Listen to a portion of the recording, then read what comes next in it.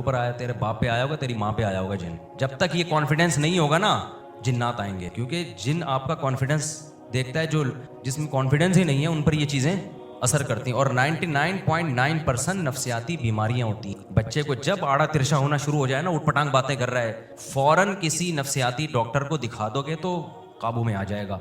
लोग नफ्सियाती डॉक्टर के पास जाने के बजाय आमिल के पास चले जाते हैं। वो केस को बिगाड़ के इतना खराब कर देता है कि डॉक्टर की दस्तरस से मामला निकल जाता है। और बच्चा कह रहा है ना कि मुझे चुड़ैल नजर आ रही है, जिन नजर आ रहा है। भाई जब दिमागी तवाजुन ठीक नहीं होता तो जो चीजें होती नहीं है वो नजर आ रही होती हैं, ये नेचुरल है। मौलाना शरफ अली थानवी रहमतुल्लाह अलैह को किसी ने लिखा कि हजरत मैं अल्लाह की मोहब्बत में इतना दीवाना हो जाता हूँ जिक्र करते हुए कि ऊपर छत है लेकिन मुझे आसमान के सितारे नजर आना शुरू हो जाते हैं। उसका ख्याल था कि वो कहेंगे यही तो कमाल है, यही तो क़यामत है कि तुम अल्लाह को याद कर रहे हो और अल्लाह ने आसमान के दरवाजे तुम पे, छत के दरवाजे खोल दिए। तो मौलाना थानवी ने फौरन फरमाया कि जिक्र छोड़ दो, तुम्हारे दिमाग में खुश्की पैदा हो गई। बहुत ज्यादा जिक्र करने से क्या पैदा हो गई है? ऊपर छत है, नजर क्या आ रहा है? सितारे नजर आ रहे हैं। दिन में तारे नजर आते हैं तो पागल है ना ये, दिन जिसको दिन में तारे नजर आ रहे हैं। तो जिसको ऊपर छत पे भी तारे नजर आ रहे हो तो पागल है। उन्होंने कहा छोड़ दो भाई, फिलहाल तुम्हारा दिमाग सही काम, नॉर्मल। बहुत ज्यादा इबादत करने से भी मसला खराब होता है ना, तो नॉर्मल लाइफ गुजारो, हंसी खुशी। इस्लाम नेचुरल दीन है। नेचर और इस्लाम एक चीज के दो नाम है। तभी मुसलमान खुश होता है क्योंकि नेचर पे होता है। देखो हम खुश हैं ना नेचर पे, अल्हम्दुलिल्लाह। शराब नहीं पीते, आइस नहीं लेते, सुट्टे नहीं लगाते। अब मेरे सामने कोई आके 20 फजाइल बताए। एक नशई से मैंने पूछा यार तुम इतनी खतरनाक नशे में क्यों लग गए? कहते हैं यार मेरे दोस्तों ने मुझे कहा कि यार टाइम यानी बहुत हार्ड वर्किंग करनी है, मेहनत बहुत करनी है, एग्जाम करीब आ रहे हैं, तो ये बूस्टर ले लो, बूस्टर। आजकल ये सुट्टे मुट्टे के ना एक बहुत अच्छा सा लफ्ज रखा है, बूस्टर ले लो, इससे एनर्जी बूस्ट करेगी तुम्हारी। एकदम फिटफाट होके स्टडी करना, मेहनत करना, नंबर ठीक ठाक अच्छे आ जाएंगे। जब बेहतरीन नंबर आ जाएंगे उसके बाद ये बूस्टर को छोड़ देना, सोते रहना पड़ेगा। अब मेरा कोई क्लास फेलो अगर मुझे ये कहता है ये बूस्टर ले लो, मैं पहले उलमा से पूछता जी ये इतना एनर्जी को बूस्ट करना इस चीज़ के जरिए हलाल है हराम? उलमा कह देते हराम है, तो मेरे लिए अब ऑप्शन क्या हो जाता? खत्म। इस्लाम मुझे रोक देता। लेकिन जो इस्लाम को फॉलो नहीं करते ना, उनके मुकद्दर में ये बुराई है, वो नशे की तरफ जाते हैं क्योंकि अपनी अकल इस्तेमाल करते हैं कि यार एक दफ़ा बूस्टर ले लो, क्या जा रहा है, हराम तो उनकी नज़र में तो हलाल हराम कोई चीज़ ही नहीं है। वो बूस्टर लिया, उसके बाद एकदम ऐसे हो गए, हवाओं में उड़ रहे हैं, चांद की सैर करके आ गए। उन्होंने कहा यार नील आर्मस्ट्रांग तो चांद पे कितनी मेहनत करके गया था, हम यहीं बैठे बैठे कहाँ पहुंच गए? चांद पे। एक चर्सी से पूछा ना, सुना है चर्स पी के लोग चांद पे पहुंच जाते हैं? तो कह रहा है अभी कहाँ बैठा हूँ मैं तो। लेकिन रिजल्ट क्या निकलता है? वो बूस्टर लेने के बाद चस्का लगता है फिर, क्योंकि जिंदगी में टेंशनें तो आती रहती हैं। एक इम्तिहान की टेंशन थोड़ी है, 20 टेंशनें और आएंगी, फिर टेंशन आएगी। तो फिर यार वो उस दिन छुट्टा लगाया था, बड़ा मजा आया था, टेंशन फ्री हो गया था, दोबारा लगाओ, होते होते उसके बाद बर्बाद, नशई। तो ये हिसाब होता है। तो हमें इस्लाम ने बचा लिया, हमें ज़रूरत ही नहीं है सुट्टा लगाने की। भाई एक चाय थी, हमने वो भी बहुत कम कर दी है। जान छुड़ाओ इस मुसीबत से भी यार, जहाँ जा रहे हो चाय चाय चाय, अजाब है, कोई फ़ायदा नहीं है चाय कॉफ़ी का। वो सिर्फ पराठे की रह गई है मेरी, क्योंकि वो निवाला हलक में चाय के बगैर उतरता ही नहीं है। अल्लाह करे उससे भी जान छूटे। अब वो पराठा ही छोड़ना पड़ेगा। पराठा छोड़ने तो फिर रह गया जाएगा यार, में शादियाँ भी हो गई हैं, पराठा ही रह गया एक एंटरटेनमेंट की चीज़। खैर, तो चंद खूबियाँ बुराइयाँ ऐसी हैं जिसकी वजह से हमारी हर खूबी छुप रही। यहाँ लोगों में जज्बा है बेवाओं पे, यतीमों पे खर्च करने, खुदा की कसम ऐसा जज्बा है, आंसू निकलते हैं। पता चल जाए कि ये मोहताज है। ये जो लोग यहाँ फ़कीरों को धक्के दे रहे होते हैं ना, इसलिए कि पता ही नहीं होता, 99 फ़कीर ड्रामेबाज होते हैं। पता चल जाए ना ये मुस्तहिक है, मैं कहता हूँ लड़ाइयाँ शुरू हो जाएंगी कि यार मैं खाना खिलाऊंगा, वो कहेगा मैं खाना खिलाऊंगा। हमारे उस्ताद सऊदी अरब में बहुत रहे, उन्होंने कहा सऊदी अरब में कोई यतीम हो जाए, आप अरबों की हज़ारों बुराइयाँ करें, या यतीम हो जाए ना, लड़ाइयाँ हो जाती हैं कि कौन कफालत करेगा इसकी। ये लड़ाइयाँ हो जाती हैं कौन कफालत करेगा यतीम की, क्योंकि कुरान ने इतने यतीमों के हुकूक बयान की, इतने हुकूक बयान की। आपको पता है सऊदी अरब में केस हुआ था, BBC में रिपोर्ट आई थी, बूढ़ी माँ, एक बेटा कह रहा था मेरे पास रहेगी, दूसरे ने कहा तेरे पास नहीं मेरे पास रहेगी। बंदूकें निकल आई थी दोनों बेटों की। तो कह मैं अपनी बूढ़ी माँ को तेरे पास कैसे छोड़ूं भाई? कोर्ट में केस चला है उन दोनों का। कहाँ केस चला है? अरबों की भी। जब आप फर्स्ट टाइम मिलोगे तो ऐसा लगेगा बड़े बुरे हैं, लेकिन किसी कौम के बारे में बहुत जल्दी राय कायम ना किया करो। जब तक उस कौम में घुल मिल ना जाओ, उनकी ज़बान से वाकिफ़ ना हो, बहुत क्लोज ना हो जाओ, फिर उस कौम की खूबियाँ खुल के सामने आती हैं। हमारे अंग्रेज़ों के बारे में भी बहुत जल्दी राय कायम कर लेते हैं, अरबों के बारे में भी, मुसलमानों के बारे में भी। पहली दफ़ा में तो मैं भी कितने अच्छे तरीके से मिलता हूँ ना, नाइस टू मीट यू, मैं भी मिलता हूँ, तो क्या मतलब मैं बहुत अच्छा हो गया हूँ? आप रह के देखो, सफ़र करो, फिर पता चलेगा भाई ये ऐसा है भी कि नहीं है। ना बुरी राय कायम करो ना अच्छी राय कायम करो। आप बोलो भाई हम इतना तवील अरसा हमने गुजारा ही नहीं है, हमें क्या पता अच्छे हैं कि बुरे हैं। عربوں میں آج بہت بعض چیزیں بڑی خوبی ہیں, ٹھیک ہے ان کے بد اخلاقی ہے ان لوگوں میں, ایئرپورٹ پہ ہی نظر آ جاتی ہے وہ, لیکن ہماری حرکتیں کون سا ٹھیک ہیں. سعودی عرب میں جو کرپشن میں پکڑا گیا ہے نا, 2 قومیں ہیں وہاں, مصر کے اور پاکستانی, اور ایک بنگلہ دیش. مصر میں بھی الحمدللہ اللہ کا فضل ہے, اللہ نے بڑا نوازا ہم لوگ, تو سارے مصری نہیں, وہ نہیں, بہت سارے لوگ. تو ایک امیج بہت برا بن گیا ہے ہمارا وہاں پہ. پھر بھی میں کہتا ہوں وہ جو بد اخلاقی سے پیش آتے ہیں ایئرپورٹوں پہ اور انگریزوں کو بڑی عزت دیتے ہیں, ہمیں نہیں دے رہے ہوتے, یہ بہت غلط ہے. لیکن یہ غلط ہے تو اس کا مطلب نہیں کہ سب کچھ ہی کیا ہے غلط ہے. وہاں یہ پتہ چل جائے نا یہ بندہ جو صحیح عرب ہے. اصل میں عرب میں بہت سارے 2 نمبر عرب بھی ہیں جو اصل عرب نہیں ہیں. ہر آدمی, جب سعودی عرب میں معاشی ترقی ہوئی نا تو ہر آدمی نے جا کے وہاں رہنے کی کوشش کی. خیر ابھی میرا یہ ٹاپک نہیں ہے کہ عرب اچھے ہیں برے ہیں, یہ اس پہ ایک نئی جنگ چھڑ جائے گی. ہم تو یہ بتا رہے ہیں بھائی کہ میں نے ایسے لوگ دیکھے ہیں 10-10 سال اپنے باپ جو لقوا کا ہے یا فالج کا مریض ہے 10-10 سال اس کی خدمت کر رہے ہیں, پیشانی پر لکیر نہیں آ رہی. باپ تو دور کی بات, بھائیوں کو پال رہے ہیں. ایک بھائی باہر جاتا ہے دوسرے بھائی کو کی معاشی ترقی کی فکر میں لگ جاتا ہے. یہ بڑی خوبیاں ہیں. قربانی پہ کتنا خرچ ہوتا ہے, کتنا گوشت غریبوں کو کھلایا جاتا ہے. اس غربت اور مہنگائی میں بھی کہیں کوئی حادثہ آ جائے, کہیں سیلاب آ جائے, کیسے لوگ تعاون کر رہے ہوتے ہیں بڑھ چڑھ کے, بہت زیادہ کرتے ہیں. لیکن وہی بات ہے, چند خامیاں ایسی ہیں جس سے ساری خوبیوں پہ پردہ پڑ رہا ہے. وہی آدمی جو 1 کروڑ کا چیک یتیموں کے لیے نکال کے دے رہا ہوگا نا آپ کو, آپ اس سے 1 کروڑ نہیں 5 لاکھ کا لین دین کر لو, آپ کے پیسے پی جائے گا. وہ یتیم کو دے دے گا 1 کروڑ, جس کو 5 لاکھ دینے ہیں نا جو فرض ہیں اس کو 5 لاکھ نہیں دے گا. میں نے ایسے سخی لوگ دیکھے ہیں, ٹرسٹوں میں دے رہے ہیں, ادھر دے رہے ہیں, ادھر دے رہے ہیں, کروڑوں روپے, اور جو جن کے پیسے لے کے بھاگے ہوئے ہیں وہ راتوں کو اٹھ کے بد دعائیں کر رہے ہیں, میرے 50,000 تو دے دے میرے بھائی, خدا اس کے نہیں دیں گے. کیونکہ سوسائٹی میں یہ کلچر ہی نہیں ہے کسی سے پیسے لے کے دینے کا. کرایہ دار جو ہے مالک مکان کو ٹائم پہ کرایہ دیتا ہے, خود سے کبھی نہیں دے گا. مالک مکان 20 دفعہ یاد دلائے گا, 20 دفعہ یاد دلائے گا, ورنہ دے گا ہی نہیں. تو مسلمان کا جو بڑا مسئلہ ہے نا, خیال نہ کرنا ایک دوسرے کا, اس کی رعایت نہ کرنا, ایسا طریقہ اختیار کرنا اپنی عقیدت تو پوری ہو جائے, سامنے والے کی ایسی کی تیسی ہو جائے. لین دین میں, گھروں میں, اب یہ بہت لمبا ٹاپک ہے میرا, جو اصل ٹاپک میں لے کے چلا تھا وہ رہ نہ جائے کہیں. تو اس لیے بھائی جب لوگوں سے ملو اچھے طریقے سے ملو, سمجھ رہے ہو کہ نہیں سمجھ رہے. ہاں میت پہ دیکھ لو آپ, کسی کے ہاں میت ہو جائے, عربوں میں جب ہو جائے نا ایک بڑی خوبی ہے ان کے ہاں, میت ہو گئی, غسل کیا, دفن کیا, چلو جی جنازہ پڑھایا, دفنا دیا, ما قدر اللہ, اللہ کے ہاں جو مقدر تھا ہو گیا بھائی, چلو. ہمارے یہاں ادھر سے ماموں آ رہا ہے, ادھر سے چاچو آ رہا ہے, ادھر سے نانی نے نہیں دیکھا بچہ, فلانے نے نہیں دیکھا, ڈمکانے نے نہیں دیکھا. پھر تعزیت کرنے والوں کا ایک اتنا بڑا ہجوم کہ جس کے ہاں میت ہوتی ہے وہ کسی کام کا نہیں رہتا. میرے جب والد صاحب کا انتقال ہوا ہے, ہمارے والد صاحب بہت مشہور تھے ہمارے علاقے میں, بہت مشہور شخصیت تھے, جو جانتے ہیں ہمیں بچپن سے ان کو پتہ ہے, فیمس ترین شخصیت تھے, کیونکہ دین کی خدمت انہوں نے بہت کی, تبلیغ جماعت کے امیر تھے. میرے والد صاحب کی رات 10 یا 11 بجے ڈیتھ ہوئی ہوگی, میں مدرسے میں تھا. ڈیتھ بھی اچانک ہوئی نا, مسجد میں عشاء کی پڑھنے کے لیے آئے, صف میں بیٹھے ہوئے تھے, ہارٹ اٹیک ہوا, وہیں گر گئے.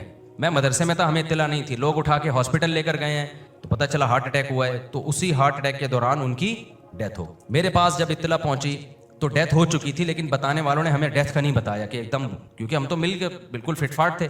تو بتانے والوں نے یہ بتایا کہ آپ کے والد صاحب کی طبیعت بہت خراب ہے, آپ چھٹی لے کے ہاسپٹل چلے. لیکن جب راستے میں پتہ چلا کہ جی ان کی ڈیتھ ہو چکی ہے, کتنی قیامت گزری ہمارے اوپر. رات 9 یا 10 بجے ان کی ڈیتھ ہوئی ہے, اور الحمدللہ فجر کے بعد ہم ان کو دفنا چکے. اور یہ تاخیر بھی اس لیے ہوئی کہ قبر کھدنے میں تاخیر ہوئی ہے. اگر قبر اس سے پہلے تیار ہو جاتی تو فجر سے پہلے دفنا دیتے ہم ان کو. سمجھتے ہو کہ نہیں سمجھتے ہو؟ نہیں سمجھ رہے. میرا یہ اجمیوں کی رسم ہے, یہ غیر مسلموں کی رسم ہے. میت پہ گھنٹوں منہ دکھائی, رونمائی, پھر جب ہم نے فجر کے بعد دفنایا, اور فجر کے بعد بھی دفنانے میں تاخیر کیوں ہوئی ہے, میں نے بتایا نا, قبر کھدنے میں, پتھریلی زمین تھی, قبر کھودنے میں بہت ٹائم لگ گیا. فجر کے بعد میں نے ہی جنازہ پڑھایا, دفنا دیا. اس کے بعد دوپہر 10 بجے تک محلے میں خبریں پھیلنا شروع کہ بھائی حافظ مسعود صاحب کا انتقال ہو گیا. میرے والد صاحب کا نام مشہور تھا حافظ مسعود صاحب. لوگ آ رہے ہیں, بھائی کہاں ہیں؟ میں نے ہم تو یہ نہیں کہ ہمیں غم نہیں تھا, جو میرے اوپر قیامت گزری تھی وہ میں ہی جانتا ہوں. آج لوگ بعض کہہ رہے ہیں نا, حضرت مولانا پہ اعتراض کر رہے ہیں کہ وہ ان کے اتنا بہت بیچارے غمزدہ ہیں, اللہ ان کے غم کو ہلکا. بعض دفعہ انسان کو محبت ہوتی ہے بھائی, وہ طبی چیز ہے نا, یہ تو اپنے محبوب چھن جاتا ہے, انسان کو دکھ ہوتا ہے, غم ہوتا ہے, یہ نیچرل ہے, اس میں کوئی وہ نہیں ہے. تو میرے اوپر ایسی قیامت گزری تھی کہ ہم تو ایک دم سے ہو گیا نا, تصور ہی نہیں تھا. لیکن ہم فجر کے بعد دفنا. لوگ آ رہے کہہ رہے یار کل تک تو یہی گھوم رہے تھے, مغرب میں تو ہم نے ملاقات کی ہے, تو غسل کب ہوا, کفن کب ہوا, پتہ ہی نہیں چلا. پھر بعض لوگوں نے دلیل دی کہ دیکھو آپ کو رکھنا چاہیے تھا ظہر تک, عصر تک رکھنا چاہیے تھا, جنازہ جتنا بڑا ہو اتنا ثواب زیادہ ہوتا ہے. یقیناً جنازہ جتنا بڑا ہو میت کو فائدہ زیادہ ہوتا ہے، لیکن وہ جنازہ جو سنت کے مطابق ہو. اگر آپ 6 مہینے تک جنازہ روک لو کہ پورا کراچی آ جائے تو جنازہ تو بہت بڑا ہو جائے گا، لیکن یہ عمل جائز ہوگا؟ ایک سنت پوری کرنے کے لیے ایک دوسری سنت کو آپ نظر انداز کر رہے ہو جو اس سے زیادہ امپورٹنٹ ہے. شریعت میں جلدی دفنانا یہ زیادہ امپورٹنٹ ہے بنسبت جنازے کو بڑا کرنے کے. ہمارے حضرت ایک مثال دیا کرتے تھے کہ سنت والا چھوٹا جنازہ وہ غیر سنت والے بڑے جنازے سے افضل ہے. سعودی عرب کے بادشاہ کی میت کو دیکھ کے فرانس یا جرمنی کا پادری مسلمان ہو گیا تھا اس کے جنازے کو دیکھ کے. سعودی عرب میں بادشاہ کی بھی ڈیتھ ہوتی ہے نا، بڑے آرام سے غسل کفن دفن چلو خلاص، سمجھ رہے ہو. اور ملکہ برطانیہ کی جب ڈیتھ ہوئی تھی تو کتنے دنوں بعد دفن کیا ہے بتاؤ؟ 1 ہفتہ تو لگا ہوگا. فلانا آ رہا ہے، ڈمکانا آ رہا ہے، یوں آ رہا ہے فلانا. ابے بھائی ان کے لیے دنیا سب کچھ ہے، ہمارے لیے دنیا مسافر خانہ ہے. جو گیا وہ منزل پہ پہنچ گیا، ہم بھی آ رہے ہیں. یہ کوئی پہلی دفعہ تھوڑی ہوا ہے. نہیں آ رہی میرے خیال ہے بات سمجھ میں؟ تو اس لیے مرو بھی آرام سے، مرنے بھی آرام سے. پہلے پہنچ گیا، ہم اگلے اسٹیشن سے آ رہے ہیں، ٹھیک ہے نا. وہ پہلے نکل لیا، ہم اگلی ٹرین سے. کیا خیال ہے بھائی پہنچ رہے؟ اس میں کیا غم ہونا تو ایک نیچرل ہے. اب یہ تھوڑی کہ بیٹے کا یا باپ کا غم نہ ہو، وہ تو ایک نیچرل ہے، وہ تو ہوگا بھائی. آپ کا بچہ امریکہ بھی جا رہا ہوتا ہے، آپ کو پتا ہے اگلے سال واپس آ جائے گا، پھر بھی آپ رو رہے ہوتے ہو کہ یار 1 سال کی بھی جدائی برداشت نہیں. صرف بیوی کہیں جا رہی ہو تو نہیں، بیوی میں کے جا رہی ہو نہیں روتا آدمی. میں نے آج کل نہیں دیکھے روتے، چاہے 10 سال کے لیے جا رہی ہو. آج کل جاتی بھی نہیں ہے، آج کل جاتی بھی نہیں. اب کیا بتاؤ، ہمارے حوصلے کو داد دو. ہماری اگر ایک جاتی بھی ہے تو 3 موجود ہوتی ہیں. آپ لوگ کے ہاں تو ایک جائے گی تو آپ 1 مہینہ ریلیکس. ہمارے یہاں ایک جائے گی تو 3 4 5 سال میں شاید کبھی ایسا حسن اتفاق ہوا ہو کہ سب گئے ہوئے ہوں. افسوس کی بات ہے سب چلے جائیں. ہم نے اسی منہ کے ساتھ گھر میں جانا ہے، ایسا ہم بیان دے نہیں سکتے جو افورڈ نہ کر سکے. لیکن مجھے یاد ہے ایک دفعہ ہمارے سب گھر والے گئے ہوئے تھے، شاید ایک ہی دفعہ ہوا ہوگا. یہ میں مسجد میں آ کے بیٹھا ہوا تھا دوست احباب کے ساتھ. میں نے کہا یار ایسا لگ رہا ہے جیسے جنت الفردوس میں ٹہل رہا ہوں میں. یہ اس کی علامت نہیں کہ مجھے گھر والوں سے محبت نہیں ہے، لیکن پھر بھی انسان پہ ذمہ داری کا ایک احساس ہوتا ہے نا. رات کو ٹائم پہ گھر جانا ہے، انڈے لے لائے، آلو نہیں لائے، میسج آ گیا کہاں. یہ چلتا ہے سب گھروں میں. اس سے انسان کو ایک اندر سے لاشعوری طور پر ایک ٹینشن سی ہوتی ہے. تو میں جب بیٹھا نا یہاں، میں نے کہا یار پتہ نہیں مجھے کس چیز کی ایک عجیب سی سکون سا مل رہا ہے میں خود پر. پھر مجھے لگا کہ یار آج میں بالکل آزاد ہوں، بالکل کیا ہوں، کوئی میرے اوپر ذمہ داری نہیں ہے کہ اس گھر میں باری دینی ہے ادھر جانا. انسان کی اصل پہچان اس کی روحانی زندگی. اس کی والیوم تیز کریں تھوڑا سا. مادی زندگی بہت دفعہ اپنے اختیار میں نہیں ہوتی. لوگ اچھی صحت مند ہوتے ہیں، کوئی حادثے کا شکار ہو جاتے ہیں، ان کی مادی زندگی خراب ہو جاتی ہے. آپ کتنی صحت بنانے کے لیے محنت کریں، سب کچھ چھوڑ دیا آپ نے، کوئی حادثہ ہو جاتا ہے اس میں مر جاتے ہیں آپ. بیمار لوگ چلتے رہتے ہیں، صحت مند مر جاتے ہیں، معذور ہو جاتے ہیں آپ. تو یہ جو مادی زندگی ہے یہ تو انسان کے اختیار میں کسی حد تک ہے، لیکن بہت حد تک نہیں ہے انسان کے اختیار میں. اس لیے انسان کی اصل پہچان اس کی مادی زندگی سے نہیں ہے، بلکہ انسان کی اصل پہچان اس کی روحانی زندگی سے ہے. مادی زندگی سے انسان کی پہچان اس وقت ہوگی جب انسان اپنی مادی زندگی کو اس نے اپنے اختیار سے خراب کیا ہو. تو یہ اختیار سے خراب کرنا اس کی علامت ہوگی. یہ بد عمل آدمی ہے، یہ سست فرد ہے، سست افراد میں اس کا شمار ہوتا ہے، نااہل ہے. آپ اپنے اختیار سے اپنی صحت خراب کر رہے ہو، سگریٹیں پھونک کے، نشہ کر کے، بے احتیاطیاں کر کے. تو یہ جو اپنے اختیار سے بد عملی ہے یہ آپ کی روحانی زندگی کو بھی خراب کرتی ہے. بد عملی بات میں لے کے چلتا ہوں لیکن بیچ میں چیزیں آتی رہتی ہیں تو کیا کروں، موضوع سے میں ہٹ جاتا ہوں. لوگ بہت شکایتیں کرتے ہیں آپ ٹاپک پہ رہتے نہیں ہو. ٹاپک کا اچار ڈالنا ہے میرے بھائی. جس وقت جس چیز کی ضرورت ہو، بے شک ٹاپک دماغ میں ایک دوسرا ہو، لیکن جو ضرورت ہو وہ پارسل کر دینی چاہیے. قرآن کا بھی یہی مزاج ہے. آپ دیکھو بیانات کی 2 قسمیں ہوتی ہیں. ایک بیانات وہ ہوتے ہیں جو موٹیویشن کے لیے، واعظ و نصیحت کے لیے، اس میں ٹاپک کو پکڑ کے چلنا یہ کوئی لازمی نہیں ہے، ضرورت کو دیکھنا چاہیے. اور ایک بیانات وہ ہوتے ہیں جن کا شمار ہوتا ہے لیکچرز. کسی ٹاپک پہ آپ نے بات کرنی ہے، کوئی لیکچر دینا ہے، اس میں ٹاپک سے ہٹنا یہ ایک عیب کی بات ہے، کیونکہ لوگ ذہن میں وہ ٹاپک رکھ کے آئے ہوئے ہوتے ہیں کہ جی اس ٹاپک پہ آج بات ہوگی. تو اس لیے جو میں واعظ و نصیحت کی مجلس ہے، یہ جو جمعہ اور اتوار کا بیان ہے نا، یہ واعظ و نصیحت کی مجلس ہے. میرے اپنے لیے بھی میں واعظ کر رہا ہوتا ہوں، آپ کے لیے بھی، اپنے آپ کو بھی سمجھا رہا ہوتا ہوں. اب دیکھو قرآن مجید میں سورہ قیامہ ہے، اس کے علاوہ سورہ طٰہٰ میں بھی موضوع کیا چل رہا ہے؟ موضوع یہ چل رہا ہے بل الانسان علی نفسہ بصیرہ ولو القی معاذیرہ. اللہ قرآن میں فرما رہے ہیں، قیامت کی ہولناکیوں کا بیان کیا، پھر فرمایا کہ انسان پر بہت سارے گواہ ہیں جو انسان کے خلاف گواہی دیں گے. پھر فرمایا ضرورت نہیں ہے گواہی کی، انسان کو خود پتا ہے کہ میں دنیا میں کیا کر کے آیا ہوں. وَلَوْ أَلْقَى مَعَاذِيرًا، اگرچہ وہ عذر پیش کرے گا, اے اللہ میں نے یہ گناہ کیا, یہ عذر تھا, یہ عذر تھا, لیکن اس کو خود پتا ہے کہ یہ سارے آزار جھوٹے ہیں, خود پتا ہے اس کو. اب ٹاپک یہ چل رہا ہے, لیکن اللہ تعالیٰ نے بیچ میں کیا فرمایا, لا تحرک بہ لسانک لتعجل بہ, اے نبی آپ اس وحی جب آپ پہ نازل ہوتی ہے تو اس کو یاد کرنے کے لیے اپنی زبان کو بہت تیز حرکت مت دیں, جلدی جلدی ان آیتوں کو پڑھنے کی کوشش نہ کریں. نبی صلی اللہ علیہ وسلم کو یہ فکر ہوتی تھی کہ یہ جو وحی مجھ پہ نازل ہو رہی ہے اس کا کوئی حرف مجھ سے رہ نہ جائے. دیکھو ہمارے ایک استاذ, اللہ ان کی عمر میں برکت دے, انہوں نے ہمیں وراثت پڑھائی جب نا, سراجی مشہور کتاب ہے میراث کی, ان کا پڑھانے کا طریقہ بڑا دلچسپ تھا. شروع میں تو ہم بڑے حیران ہوئے یہ کیسے پڑھا رہے ہیں. وہ کیا کرتے تھے, 2-3 جملے کہتے, ایک دفعہ دہراتے, بس ہو گیا سبق, دوبارہ نہیں دہرائیں گے. جیسے ورثہ کی 2 قسمیں, ذوی الفروض اور عصبہ. ذوی الفروض ان کو کہتے ہیں جن کے حصص متعین ہو, اور عصبہ ان کو کہتے ہیں ذوی الفروض کو دینے کے بعد جو بچے وہ جن کو دیا جائے گا ان کو عصبہ کہا جاتا ہے. اب یہ بول دیا ختم, چلو بھائی شاباش, ہم پریشان ہیں یار یہ کرنا کیا ہے. تو پھر اس کی پریکٹس کروا دیتے تھے, وہ بس متن جو ہے نا وہ ہو گیا. اب اس کا فائدہ یہ ہوتا تھا کہ 10-15 لڑکے بیٹھے ہوئے تھے جن کا حافظہ بہت تیز ہوتا تھا, وہ پک کر لیتے تھے, اور وہ سب ایسے بیٹھتے تھے کیونکہ ہمیں پتا تھا کہ دوبارہ استاذ نے ریپیٹ نہیں کرنا ہے اس کو, پہلی دفعہ میں کھوپڑی میں اتار لو اس کو. تو کسی کی کھوپڑی میں اتر گیا, کسی کی کھوپڑی میں آدھا اترا, کسی کی کھوپڑی میں 25% اترا, کسی کی کھوپڑی میں اترا ہی نہیں. اب جیسے ہی استاذ گئے فوراً ہم بیٹھ جاتے تھے, ہاں بھائی کیا کہا ہے. تو جو زیادہ حافظہ جن کا تیز ہوتا وہ پوری عبارت ریپیٹ کر دیتے تھے کہ بھائی ذوی الفروض, فرض کہتے ہیں متعین حصے کو. قرآن میں وراثت میں نا 2 طرح کے رشتہ داروں کا بیان ہے. کچھ ایسے جن کے حصے اللہ نے متعین کر دیے ہیں کہ اگر جب کسی کی ڈیتھ ہوگی, کوئی مرے گا, تو قرآن نے بتایا نا کہ ماں کو 6واں حصہ ملے گا, اور اگر ماں اور باپ ہی وارث ہیں تو اماں کو 1/3 اور ابا کو 2/3, اور اگر ایک ہی بیٹی ہے تو آدھا ملے گا اس کو, 2 بیٹی ہیں تو 2/3 ملے گا, 2 یا 2 سے زیادہ ہیں تو 2/3. تو یہ جو جہاں قرآن جن رشتہ داروں کے بارے میں کہہ رہا ہے اس کو 1/3, اس کو 1/4, اس کو 8واں حصہ, تو یہ حصے متعین کر کے قرآن بیان کر رہا ہے. تو ایسے رشتہ دار جن کے حصے قرآن نے متعین کر کے بیان کیے ہوں ان کو ذوی الفروض, فرض متعین حصے والا یعنی ذوی الفروض کہا جاتا ہے. سمجھ آ رہی ہے بات. بیٹے کا قرآن نے کوئی حصہ بیان نہیں کیا کہ اس کو اتنا ملے گا, قرآن میں کہیں نہیں ہے کہ بیٹے کو کتنا ملے گا. وجہ اس کی ہے کہ ان لوگوں کو حصہ دینے کے بعد جو بچے گا سارا بیٹے کو ملے گا, کیونکہ وہ عصبہ ہے. عصبہ کہتے ہیں پٹھوں کو. آج کل انگلش میں مسلز, جم میں جا کے جو بنائے جاتے ہیں نا اس کو کیا کہا جاتا ہے, مسلز. بنتے پھر بھی نہیں ہے لیکن بنانے کی کوشش کی جا رہی ہے. پھر ٹاپک سے ہٹ جاؤں گا میں. دیکھو کوئی بھی کام نا ایکسپرٹ کے بغیر نہیں کیا کرو. بہت سے لڑکے جم جا رہے ہیں, ڈنڈ پھیل رہے ہیں اور پتہ نہیں کیا کیا کر رہے ہیں, نہ ان کو خوراک کا پتہ ہے کیا کھانا ہے, نہ ان کو ایکسرسائز کا پتہ ہے کون سا ویٹ کس اینگل سے اٹھانا, جا رہے ہیں عجیب.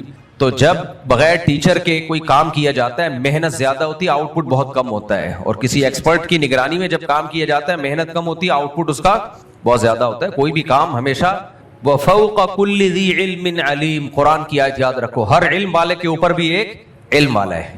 اگر آپ بہت ایکسپرٹ ہو تو آپ سے بھی زیادہ ہوں گے تو ان سے سیکھو. خیر یہ ٹاپک نہیں ہے, لیکن جم جا کے کیا بنائے جاتے ہیں, بولو میرے نہیں ہے لیکن بتا رہا ہوں, مسل بنائے جاتے ہیں. مسل کہتے ہیں پٹھوں کو. تو اب جو قرآن ہے نا یا شریعت کی اصطلاح میں بیٹے کو بھی کیا کہا جاتا ہے, عصبہ. اگر آپ کے بیٹا نہیں ہے تو بھائیوں کو کیا کہا جاتا ہے, عصبہ.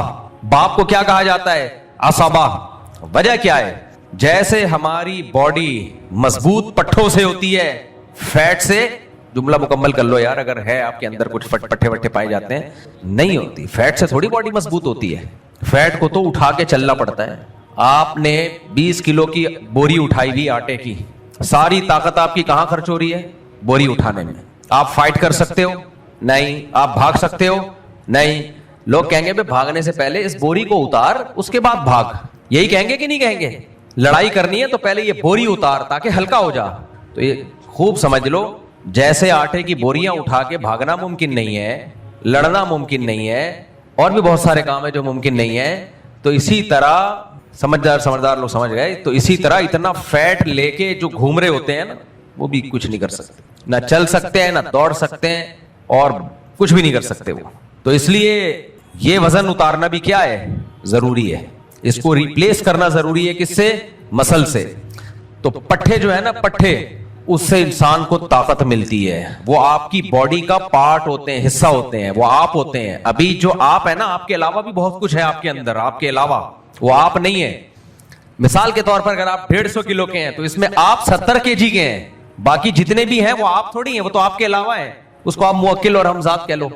عامل لوگ کہہ رہے ہوتے ہیں نا آپ کے علاوہ ہمزاد, یہ ہمزاد نظر آ رہے ہیں, ان کو تو بکواس کر رہے ہوتے ہیں, جھوٹ بول رہے ہوتے ہیں بغیرت لوگ.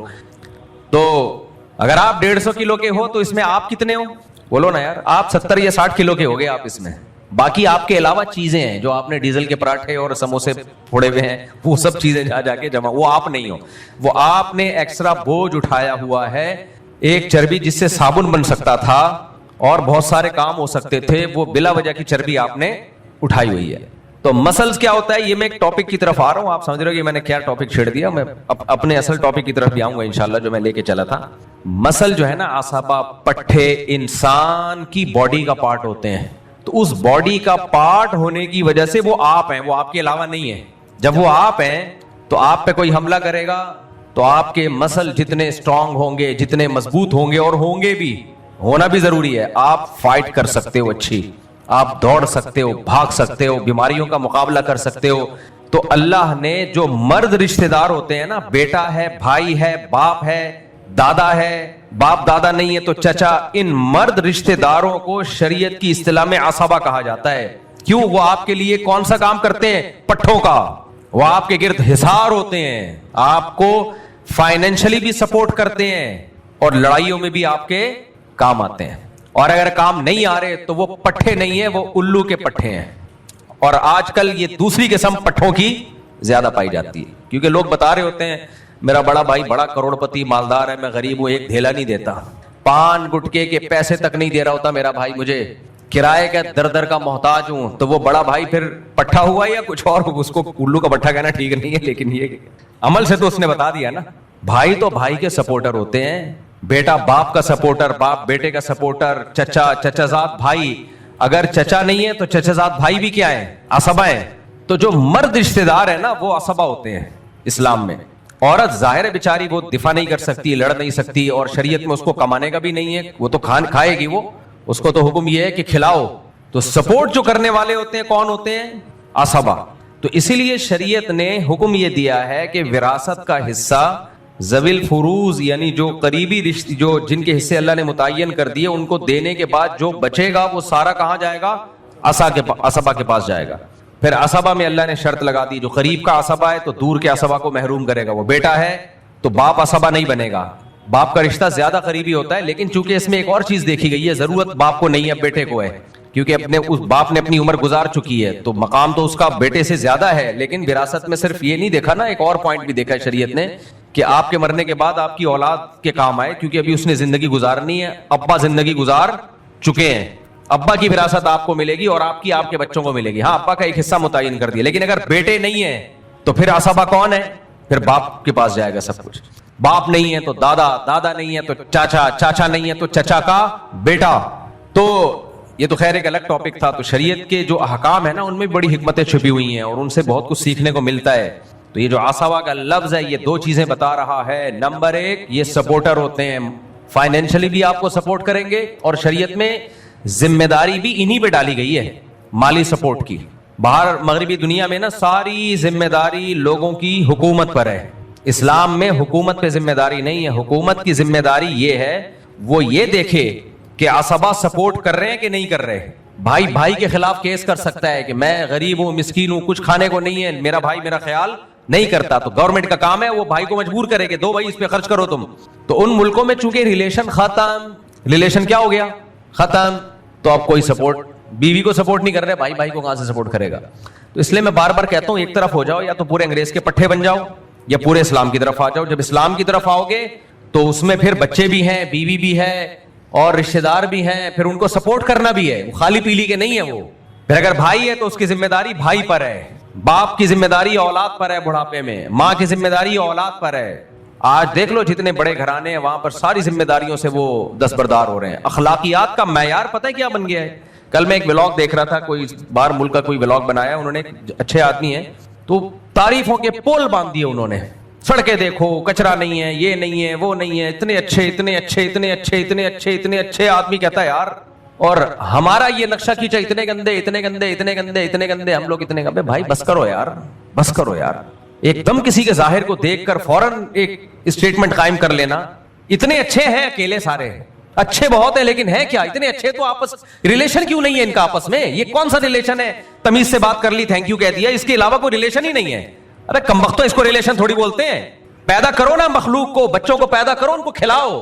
तुम्हारी जेब से जाना चाहिए बच्चों पे खर्चा, पैदा कर नहीं रहे कि इनको खिलाना पड़ेगा, ये रिलेशन है?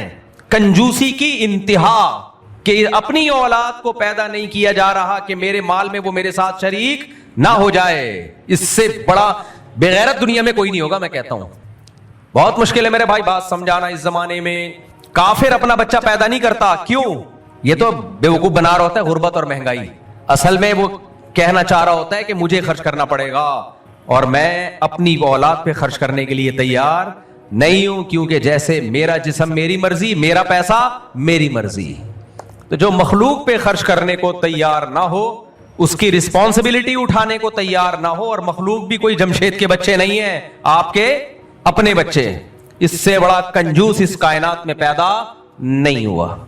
जो अपनी बीवी पे खर्च करने के लिए तैयार ना हो, तो क्या अखलाक रहेगा यार? थैंक यू बताओ, वो व्लॉग बना रहे हैं कि देखें कितने अच्छे अखलाक से बात की। ठीक है, ये सब चीजें बहुत अच्छी हैं, कितना एटीट्यूड, कितने जबरदस्त, ठीक है, एक हद तक सही है ये सब। खुदा की कसम हम फिर भी उनसे अच्छे हैं। हमारे यहाँ लाहौरियों की मिसालें दी जाती हैं, हमारे यहाँ यूरोप को कंपेयर किया जाता है लाहौर से, क्योंकि पाकिस्तान में अखलाक सबसे ज्यादा किसके मशहूर, गालियां कहाँ की ज्यादा मशहूर हैं? लाहौर की। गालियों में किसी में डिप्लोमा करना हो ना, क्योंकि मैं लाहौरियों का भी मैं उसको बैलेंस करूंगा, ऐसा नहीं है कि मैं किसी कौम की बुराई करूं। हम कराची की पैदावार है ना, यह हमें गाली सुनने को नहीं मिलती थी। जब हम लाहौर जाते थे ना, तो मजाक मजाक में ऐसी ऐसी गालियां, तो हम हैरान होते थे। ये पहले तो मैं घबरा जाता था, फिर पता चला कि ये तो मोहब्बत में है, ऐसा है। अब आप बताओ, किसी लाहौरी को आप कंपेयर करो बाहर के किसी गोरे से, तो अव्वल नजर में अखलाकियात में किसका पलड़ा भारी होगा? गोरे का। खुदा की कसम वो गालियां दे के फिर भी अच्छे हैं। मैंने लाहौरियों को अपने माँ बाप की खिदमत करते हुए देखा है, बूढ़ों की खिदमत करते हुए। वो अपने भाई के लिए भी लड़ेगा, अपने बाप के लिए भी लड़ेगा। सही लड़े गलत लड़े अलग टॉपिक है ये, बाज़ दफा गलत भी लड़ रहे होते हैं, सही भी लड़ रहे होते हैं, बाज़ गलत भी लड़ रहे। रिश्ते का पास तो है ना, पास तो है ना रिश्ते का।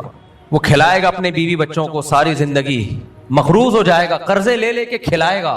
ये ज़र्फ मगरिबी दुनिया का नहीं है। तो हमारा लाहौरी गाली दे के भी उनसे अच्छा है। ना दे गालियां, मैं कोई तारीफ नहीं कर रहा कि और शुरू हो जाए, लेकिन कंपेयर जब किया करो ना मेरे भाई किसी को भी ओवरऑल। देखो डॉक्टर जो हेल्थ के माहिर होते हैं, उनको पता होता है हेल्थ की डेफिनेशन क्या है। मैं और आप देखेंगे कि कोई बड़ा लंबा चौड़ा खूब जानबन बनी भी, हम फौरन कह देंगे हेल्दी है। क्या ख्याल है? फौरन क्या कह देंगे? हेल्दी। डॉक्टर नहीं कहेगा, डॉक्टर कहेगा भाई पहले टेस्ट करवाओ, ब्लड प्रेशर कैसा चल रहा है, शुगर लेवल क्या चल रहा है। और ऐसा तो नहीं जितना फैट जरूरत होना चाहिए उतना भी नहीं है, कुछ फैट भी तो बॉडी में रहना जरूरी है ना, तो सारा ही खत्म उड़ा दिया इसने। तो डॉक्टर टेस्ट करके बताएगा मेरे भाई ये देखने में हेल्दी है, हकीकत में इसके इंतकाल में सिर्फ 1 महीना बाकी है। तो मेरे भाई वो जो कल्चर है ना, उसके इंतकाल में 1 हफ्ता बाकी है। 1 हफ्ता दुनिया के लिहाज से 1 हफ्ता, जो कौमों के तबाह होने के लिए 1 हफ्ता होता है, वो कौमें सिमट के वैसे ही खत्म हो रही हैं। पलड़ा हमारा भारी है, समझ में आ रही है बात? पलड़ा हमारा है, वो तो कौमें खुद अपने आप को खा गई हैं। वो कौमें खत्म, बचा ही कुछ नहीं, ना बीवी ना बच्चे, गर्लफ्रेंड गधे घोड़े। गर्लफ्रेंड और बॉयफ्रेंड की मिसाल गधे घोड़ों की होती है। जिस सोसाइटी में गधे घोड़ों का निजाम आ जाए, उस सोसाइटी की वैसे ही वो उसका सब कुछ तबाह हो गया, खत्म। और ये सब कुछ हमारे हाथ, ये जितनी टेक्नोलॉजी है ना उनकी, ये सारी हमारे हाथ में आने वाली है। समझ में आ रही है बात कि नहीं आ रही? और ये मेरा बयान 60-70 साल के बाद चला देना, हम जब कब्र में होंगे। जो उस वक्त जिंदा लोग हो ना, वो उस वक्त पता नहीं कौन सी जबान होगी, चला देना उसी जबान में। तो ये सारा सेटअप हमारा होता जा रहा है, उनका तो खत्म हो रहा है सब कुछ, क्योंकि गर्लफ्रेंड बॉयफ्रेंड पे आ गए ना। तो क्या बचा? अखलाक रह गए क्या? टिश पिश रह गए अखलाक। इंसानों का रिलेशन तो कुर्बानियां देने से बनता है इंसानों से। हर चीज प्रोफेशनल है, हर चीज। तो इसलिए ज्यादा तारीफें मत किया करो, इतनी किया करो जितना एफोर्ड कर सको। और जिनको फिर भी ज्यादा अच्छे लगते हैं वो रह के देख ले वहां पे, और वही वाला माहौल अपने बीवी बच्चों को दें। ये 2 नंबरियां कर रहे होते हैं। उन मुल्कों में जाते हैं पूरे वैसे नहीं बनते, उनको पता है पूरे वैसे बने, बीवी भी मार्केट से शार्ट, बच्चे भी मार्केट से शार्ट, तो क्यों नहीं उसके कल्चर को पूरा फॉलो कर रहे भाई? इसलिए नहीं कर रहे, उनको पता है एक बहुत बड़ा फॉल्ट है इनकी भी सड़कें वड़कें देखनी है हमने, गटर के ढक्कन शक्कन चेक करने बेहतरीन, और थैंक यू कि जो ये थोड़े से अखलाक वखलाक सीख लो, इससे आगे उनको फ्री कराने की जरूरत बोलो नहीं, इससे आगे गए और जो जा रहे हैं वो बेड़ा गर्क हो रहा है उनका। तो खैर, और ये जो वहां की जिंदगी है, पार्क भरे हुए हैं, जॉगिंग कर रहे हैं लोग, लाइफ में आपको खुशियां नजर आ रही हैं, सही है ना, यानी लोग हर माशाल्लाह ठेश पेश, ये जरूरी चीजें हैं मैं मानता हूं, लेकिन ये इसलिए है कि अगर वो लोग ये भी ना करें ना तो सारे ही डिप्रेशन से मर जाएं। हमारा बुढ़ा टेंशन देता है, 90 साल का बूढ़ा होगा, पोते नवासों को टेंशन दे के मार देगा, टेंशन लेता, बोलो बहू पे अलग रोब जमाया हुआ है, बच्चों को अलग डांट डपट के परेशान किया हुआ है, फिर भी बच्चे आदाब आदाब में मरे जा रहे हैं। उसको पार्क में जॉगिंग की जरूरत ही नहीं, करनी चाहिए, फिर भी उनको वॉकिंग करनी चाहिए, मैं चाहिए के खिलाफ नहीं हूं, ये तो सेहत के लिए जरूरी है सब चीजें, लेकिन वो घर में भी सुकून में है। ये जो इतना ये लोग हंस रहे होते हैं, एंटरटेनमेंट कर रहे होते हैं, इनकी जिंदगी से ये एंटरटेनमेंट निकल गई ना चंद दिनों के लिए, ये सारे खुदकुशी करके मरेंगे। हमारी जिंदगी में कोई एंटरटेनमेंट है ना, पार्क है, कई बार पार्क गया हूं जॉगिंग के लिए, बंद, कोई रिपेयरिंग शुरू हो जाए तो 6-6 साल लग जाते हैं, पार्क जी खराब हो गया था तो अब रिपेयर करना है, तो कर लो यार जल्दी से, 6-6 महीने 7-7 महीने रिपेयरिंग में। फिर पार्कों के अंदर का माहौल आप देख लो कैसा है, आदमी कहता है छोड़ो घर पे ही मशीन लेके दौड़ लो उस पे। अब तो थोड़े कुत्ते कम हो गए, वरना जॉगिंग के दौरान जो कुत्ते पीछे लगते थे उससे जो फैट कम होता था ना, कुत्ते का भी और आपका भी, दोनों का फैट क्या हो रहा है। तो ये जितने मगरिबी दुनिया के लोग हैं, इनको चंद दिनों के लिए हमारे मुल्क में लाके छोड़ दो आप, और किसी मुतवस्सित इलाके में, बहुत पोश एरिया में नहीं कि आपने बहरिया टाउन में ले जाके छोड़ दिया, मुतवस्सित जिसमें आम पब्लिक रहती है, खुदकुशी करके एक हफ्ते में बोलो मर जाएगा। ये हमारा ज़र्फ है मेरे भाई। क्यों?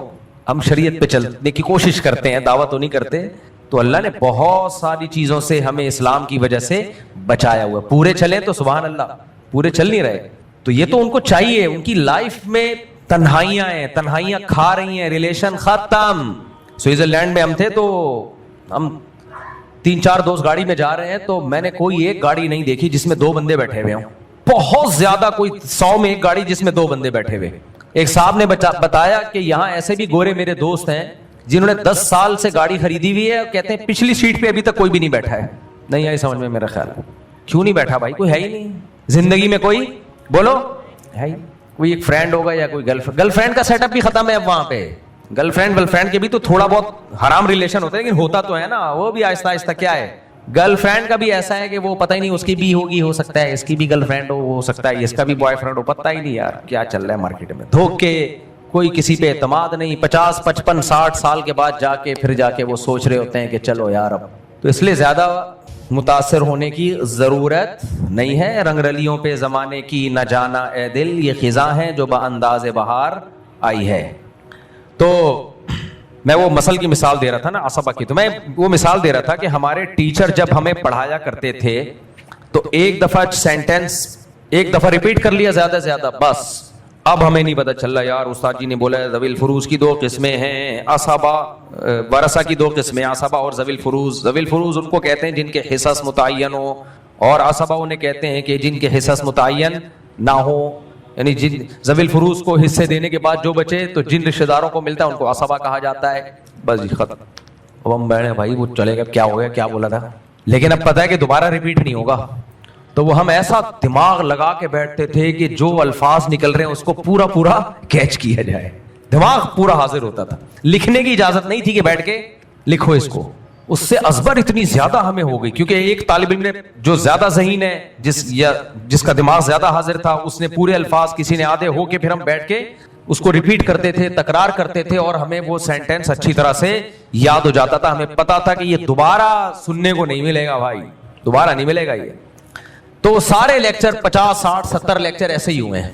एक और उस्ताद हमें पढ़ाते थे बड़ा जबरदस्त, जब हम तखस्सुस फिल फिक़ा में तखस्सुस यानी इफ्ता कर रहे थे। ये मैं इसलिए भी थोड़ा मिसालें दे रहा हूं ताकि जो टीचर है उनको भी पता चले ये भी एक मेथड ऑफ टीचिंग ये भी होता है। वो हमें किताब पढ़ाते, अल्लामा इब्न आबिदीन रहमहुल्लाह ताला की मशहूर किताब है ना, जो मुफ्तियों के लिए उन्होंने लिखी है। वो क्या करते, फजर के बाद हमारा सबक होता, एक तालिब से कहते कि पढ़ो, تو وہ عربی میں تھی, وہ عربی میں پڑھتا رہتا, جہاں تک تھک جاتا دوسرے سے کہتے اب تم پڑھو, دوسرا پڑھتا جہاں اسٹاپ ہوتا چلو بھائی سبق ختم, شاباش پتلی گلی سے نکلو. تو یہ کیا ہو گیا بھائی؟ جب پہلے دن میں نے کہا واٹس گوئنگ آن, یہ کیا ہو رہا ہے بھائی؟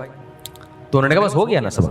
میں نے کہا یہ کیا کیسے ہو گیا؟ انہوں نے کہا لکھا ہوا ہے نا, یہ جنہوں نے علامہ ابن عابدین نے یہ کتاب لکھی ہے تو اس لیے تو لکھی ہے تاکہ تمہیں سمجھ میں آئے, تو رات کو بیٹھ کو اس کو خود سمجھو, سمجھ آ رہی ہے بات, اور میری نگرانی میں اس کو پڑھ لو, بس ختم. اس کا فائدہ یہ ہوا کہ ہمیں پتا ہے کہ اب اس کتاب کو خود سمجھنا ہے, ٹیچر پہ ڈیپینڈ نہیں آ رہی سمجھ میں, بول لو میرے بھائی, ٹیچر پہ ڈیپینڈ نہیں کرنا ہے. اس کا فائدہ یہ ہوتا ہے کہ کتاب سمجھنے کی صلاحیت پیدا ہونا شروع. ہمیں جس طرح سے جامع رشید نے پڑھایا ہے ان کا احسان ہمارے اوپر ہے. اس وقت ہم بہت تھوڑے طلبہ تھے, 8-10 طلبہ تھے. اس کا فائدہ یہ ہوا کہ ہم پڑھتے ہی ٹیچر بن گئے, کیونکہ کتاب کو مفتی رشید احمد صاحب رحمہ اللہ تعالیٰ کا کہنا یہ تھا کہ کتاب ٹیچر پڑھائے گا ہی نہیں. ٹیچر کا کام ہے یہ نگرانی کرنا کہ طلبہ کتاب پڑھ رہے ہیں کہ نہیں پڑھ رہے, بس ختم. نہیں آ رہی میرا خیال ہے بات سمجھ میں؟ یعنی آپ نے کتاب جیسے پڑھنی ہے, جیسے حسامی ہماری اصول فقہ کی کتاب ہے, بہت ہی مشکل کتاب ہے جو درس نظامی کے طلبہ جانتے ہیں. وہ ہم نے کیسے پڑھی ہے؟ ہمارے استاذ مفتی حبیب اللہ صاحب, اللہ ان کی عمر میں برکت دے, بڑے خاندانی استاذ ہیں, ابھی وہاں اٹک میں ہوتے ہیں. تو بہت ذی استعداد تھے, یہ نہیں کہ ان کو کتاب نہیں آتی تھی, ان کو کتاب بہت ہی اچھی طریقے سے آتی تھی. ظاہر ہے بہت ذی استعداد تھے تبھی تو ان کو دی گئی نا کتاب. کیسے پڑھائی ہمیں؟ رات کو ہمیں بتا دیا کہ بھئی آپ نے یہاں سے یہاں تک کل پڑھنا نہیں ہے, پڑھانا ہے. صحیح ہے نا؟ تو ہم کیا کرتے تھے کتاب کا مطالعہ کہ اردو شروحات دیکھنے کی اجازت نہیں تھی. آج دو دینی مدارس کے طلبہ کا جو بیڑا غرق ہو رہا ہے وہ اس لیے ہو رہا ہے کہ سب کتابوں کے اردو ترجمے چھپ چکے ہیں. دیکھو میڈیکل سائنس کی جو زبان پاکستان میں جو آفیشلی زبان ہے وہ اردو ہے یا انگلش ہے؟ انگلش ہے نا. اب کوئی ٹیچر وہ انگلش کی کتابیں یا کوئی ڈاکٹر انگلش کی کتابیں اردو میں ترجمے کر کے رٹا لگا کے یاد کر لے تو اس میں میڈیکل سائنس تو آ جائے گی اس کو کسی بھی زبان میں, لیکن ساری ریسرچ آگے کس زبان میں ہے؟ وہ تو انگلش میں ہے نا. جو ریسرچ پیپر ان کے شائع ہوتے ہیں WHO کے یا اور اداروں کے, وہ اردو میں ہے یا انگلش میں ہے؟ تو وہ تو ترقی تو رک گئی نا اس کی. وہ تو جو اس نے رٹے مار کے نوٹس یاد کیے تھے ایگزام دینے کے لیے اس سے آگے بڑھے گا. پیناڈول کے جو فضائل اس نے پڑھے تھے بس وہی یاد رہیں گے اس کو. کوئی بھی علم جس زبان میں ہوتا ہے نا, جو اس کی اوریجنل زبان ہوتی ہے, اس زبان کو سیکھے بغیر آپ اس علم میں عبور اور مہارت حاصل نہیں کر سکتے. تبھی تو یہ جتنے آج کل اسکالرز آ رہے ہیں نا گمراہ کر رہے ہیں, کیونکہ کسی نے انگلش میں پڑھا ہے کسی نے اردو میں پڑھا ہے, ان کو عربی نہیں آتی ہے, ترجمے تک غلط کر رہے ہوتے ہیں. لیکن عوام چونکہ ان سے بھی بڑی فارغ ہوتی ہے اس لیے عوام سمجھتی ہے واہ یار کیا ریسرچ ہے, کیا رپورٹ ہے. جیسے عوام جو ریلائبل ڈاکٹر ہے نا, جو صحیح ڈاکٹر ہے, ان کو سمجھتے ہیں پاگل ہے. پھینکو ڈاکٹر کو عوام کیا سمجھتے ہیں؟ بولو, بولتے یار لایا ہے, یار کچھ نہیں لایا ہے.